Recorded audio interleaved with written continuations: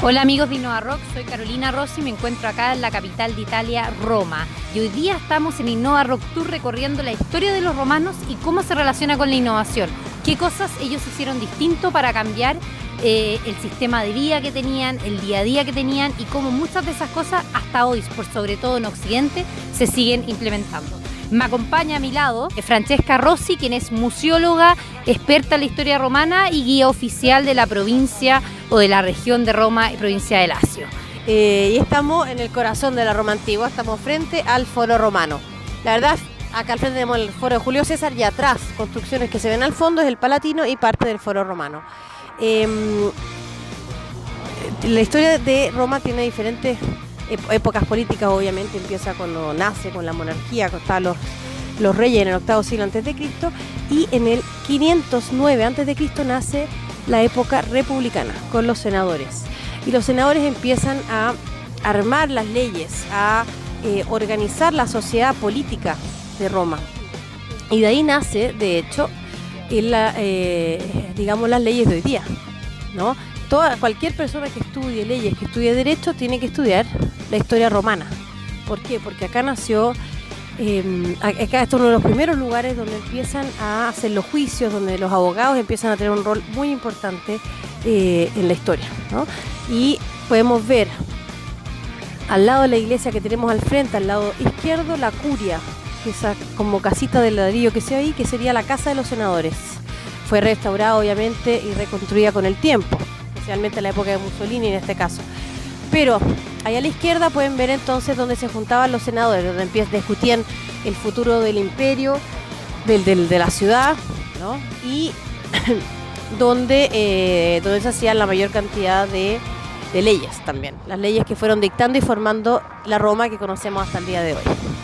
Y desde acá empezamos a tomar la calle que se llama Via dei Fori Imperiali, que es una, si es que no la más famosa en Roma, porque pasa al lado del Foro Romano y al fondo podemos ver el Coliseo. En el Foro Romano tenemos la curia, que sería la casa del Senado. La República, la época republicana en Roma empieza en el 509 a.C. y termina con el Imperio Romano en el primer siglo a.C. En toda esa época fueron los senadores en que reinaban, digamos, la ciudad. Y con los senadores nace la historia, bueno, del Senado, pero también fueron es la cuna de la ley, de los abogados.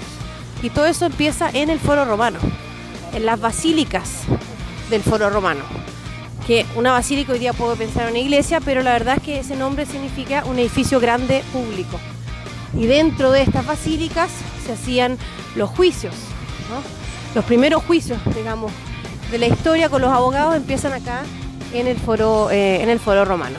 Y acá estamos viendo uno de los edificios más increíbles del mundo, mi favorito, en la ciudad, que se llama el Panteón. Que el Panteón nace como el templo a todos los dioses, construido en el primer siglo a.C., el mismo siglo en el cual empieza el Imperio Romano. Roma existe desde el octavo siglo en adelante, que fue fundada como Roma, pero en el primer siglo antes de Cristo se funda el Imperio Romano, hasta más o menos mediados del quinto siglo después de Cristo, cuando cae en esta parte del mundo, porque sigue en Oriente, por más de 1000 años. ¿Y qué es lo que tiene innovación de innovador el Panteón? Bueno, fue transformado en iglesia con el tiempo, que pasa en muchas partes de Roma y muchas partes del Imperio Romano. También transforman estos edificios paganos que ya no tienen ninguna utilidad para nada en templos cristianos, o sea, en iglesias. La tecnología está en la construcción del edificio. En el segundo siglo después de Cristo, el emperador Adrián transforma el Panteón. ¿Qué es lo que hizo? Reconstruyó la entrada que vemos, que se llama el Pronao, que vemos, de hecho podemos ver columnas distintas, cuadradas y redondas, porque las redondas fueron agregadas después, y construyó la famosa cúpula del Panteón, que desde acá afuera podemos ver solo un pedacito arriba, no sé si la alcanzan a ver, que es como una curva que se ve hacia arriba. Cuando uno entra al Panteón, es una cúpula abierta de 45 metros sin ninguna apoyo, sin ninguna columna al medio. Estamos siempre hablando del segundo siglo después de Cristo. Todo el peso se va a distribuir en la construcción alrededor. ¿Y qué es lo que hacen? Van a construir desde más abajo hacia más arriba, va siempre cada vez más delgada la construcción, el muro. Entonces, ¿cuál fue la innovación de ellos? Parten con grandes pedazos de piedra, de cemento, etcétera, y terminan con toda la cúpula que está construida con ánforas de terracota.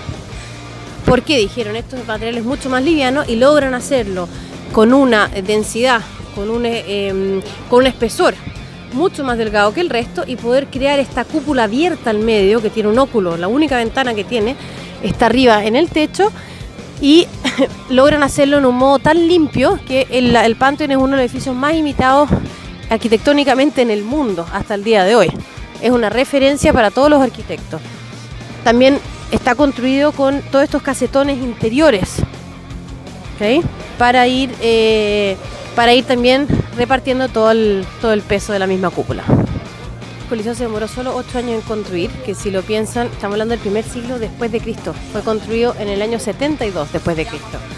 Dentro, en el valle, donde hoy día está el anfiteatro Flavio, que es el nombre original del Coliseo, había un lago artificial. La dinastía Flavia lo drena para devolver este pedazo de tierra a los romanos y construye el anfiteatro Flavio, el primer anfiteatro en piedra de la ciudad. Se demoraron, como dijimos, solo 8 años, lo inauguraron en el año 80 y luego lo terminan en el año 84, terminando todo, 100%. En un anfiteatro, los romanos eran bastante rutinarios en sus espectáculos, tenían diferentes edificios según la actividad que se hacía adentro. Entonces, un anfiteatro es donde se hacían, por ejemplo, las casas de animales, las venaciones que se llamaban. Hacían los castigos, que serían como condenas a muerte, la verdad. Criminales, ¿no? Que venían acá y tenían que luchar contra animales sin ningún tipo de arma. Así que realmente sentenciaba a muerte. Y en la tarde las famosas batallas de los gladiadores, que se llamaban munera, ya que era un dono, un regalo del emperador al pueblo. Todos los juegos eran gratis. Todos los juegos del Coliseo, la entrada era gratis. Entonces esto realmente era una cosa política también, ¿no? Pues todo el mundo podía venir, podían entrar todos los romanos a ver estos espectáculos. Y podían ver la munera, las batallas de los gladiadores, también haciendo barra, como se dice ahora, por su gladiador favorito. La mayor parte de las veces las batallas de gladiadores no eran a muerte, en todo caso, como muestran en las películas. No, era un poco más como una lucha libre, si lo podemos imaginar como una lucha libre mexicana. Un poco, esa era un poco la idea de acá. Era más un show al final, ¿no? Así que por eso también el Coliseo fue tan importante. Era un lugar de encuentro para todos los romanos. Podían caber hasta 70.000 personas y solo romanos de Roma, ciudadanos, podían venir. Imagínense lo fuerte, lo potente que era eso en términos de sentirse parte de una comunidad, ¿no? Tal vez como todos los Innova Rockers que se sienten juntos ahora y que se sienten parte de la gran comunidad de Innova Rock. Soy Francesca Rossi desde Roma. Saludos a Chile, saludos a Innova Rock y cuando quieran venir, acá estamos.